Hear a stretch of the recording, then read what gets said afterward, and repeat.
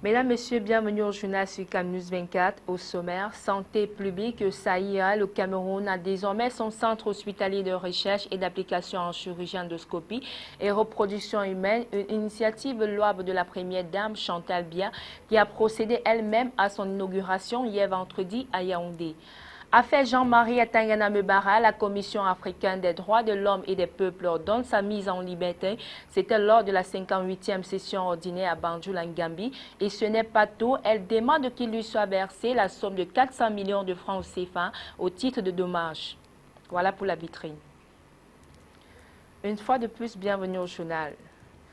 En santé, le Cameroun se dote de son premier hôpital pour la procréation, pour la lutte contre l'infantilité. Le centre hospitalier de recherche et d'application en chirurgie endoscopie et reproduction humaine a été inauguré ce 6 mai 2016 à Yaoundé par Mme Chantal Biya, la première dame camerounaise. C'était au quartier Ngousso, en présence d'un pâté impressionnant de personnalités. Jean-Pierre Bitongo, Vades Kongang.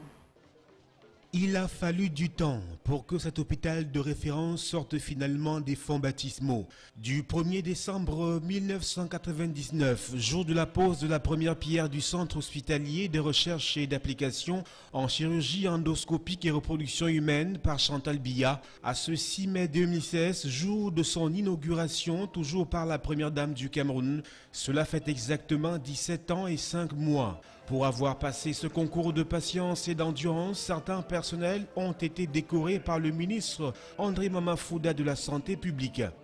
On a cru, moi particulièrement, j'ai cru, c'est depuis 1994 que je suis avec le professeur Kassia. Et la première pierre a été posée en 1999 par la première dame, ma Chantal Biya. J'ai supporté toutes ces années-là. Alors, il est hors de question que j'abandonne.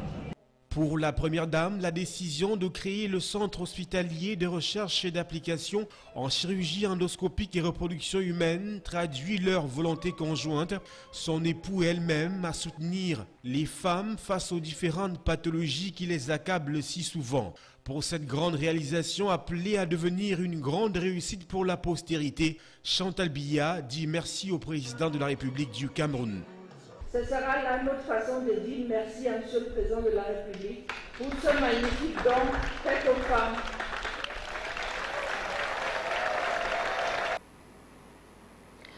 L'école de la sage-femme de l'hôpital à Kintini à Douala a tenu un séminaire de formation qui a rassemblé les étudiants des niveaux 1 à 3 de cette structure académique. Plus d'une centaine d'élèves maïtusiens étaient accrochés aux lèvres de 5 encadreurs qui ont exposé sur, entre autres rubriques, l'organisation des séminaires et la fonction d'évaluation. Colombe Katal et Josué Ngongang. La 5e édition de la journée de la sage-femme a servi de support à l'école de la sage-femme de l'hôpital à Kintini pour la tenue d'un séminaire de formation. Plus d'une centaine d'étudiants ont bénéficié des instructions des encadreurs avérés, au rang desquels Léopold Ndongo, infirmier spécialiste en santé de reproduction, Martin Jomo Oudoban, directrice ESF Douala, Medoum, ex-directeur ESF de Douala, Vaillant Kamché, Daniel Sorgo et Hasson, professeur. Le programme élaboré reposait sur plus d'un volet.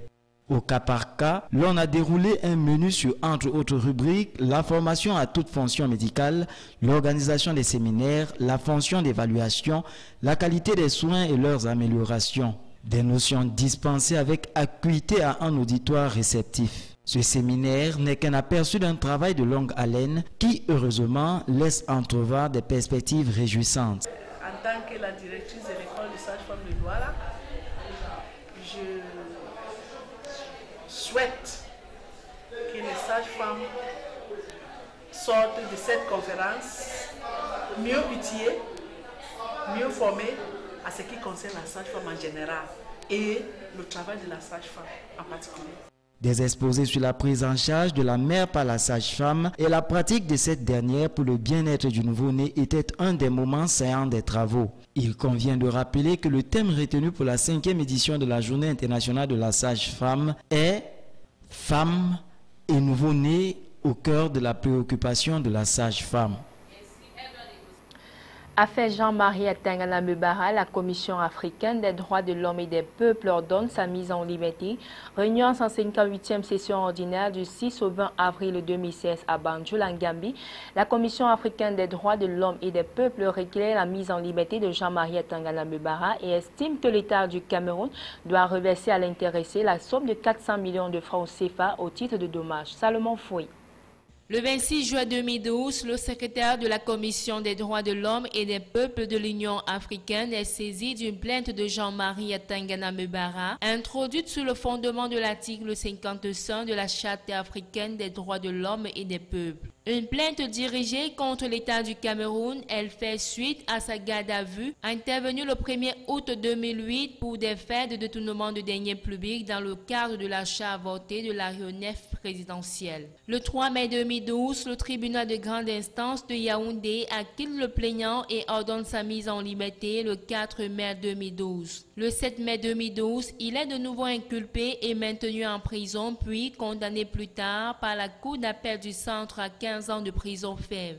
Sur ces faits, le plaignant demande à la Commission d'enjoindre l'État du Cameroun de mettre en urgence un terme aux dites violations, impartir un délai pour sa mise en liberté et ordonne à l'État de lui verser la somme de 800 millions de francs CFA au titre de dommages et intérêts pour les 4 années de détention abusive.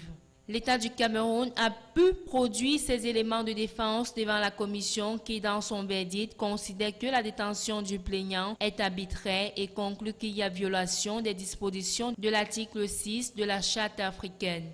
La commission a par conséquent requis la mise en liberté de Jean-Marie Atangana Mebara en attendant l'issue des autres procédures en cours. La commission considère par ailleurs que la sanction des auteurs de ces violations est nécessaire pour en prévenir les répétitions.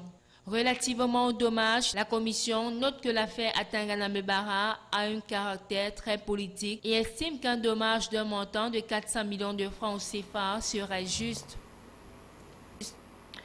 La vétusté et le manque d'entretien des feux tricolores à Douala prennent de l'ampleur.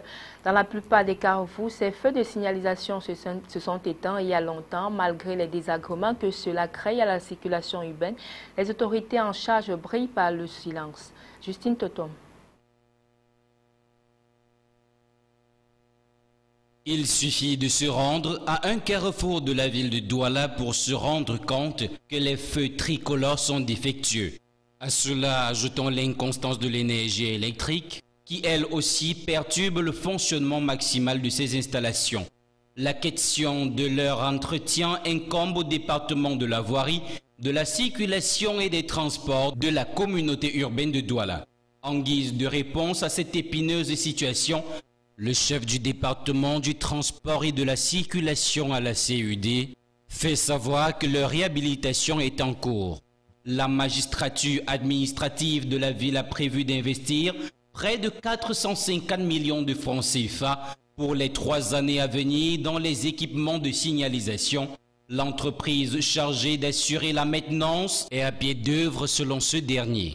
Il précise par ailleurs que les solutions à moyen terme seront trouvées avec l'intégration dans les coffrets des feux des batteries d'alimentation autonome.